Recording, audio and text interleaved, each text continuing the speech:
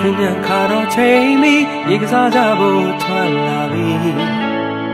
ဆိုပါစိတ်ပါမတီးပနိုင်ပါတဲ့ခင်မရီရေရွယ်ဆိုကုန်ပြီဒီဆုံးမောင်ပဲပြောသည်ပြန်ခါတော့ချိန်မီရေကစားကြဖို့ထွက်လာပြီဆိုပါစိတ်ပါမတီးပနိုင်ပါတဲ့ခင်မရီရေရွယ်ဆိုကုန်ပြီချလာပြီ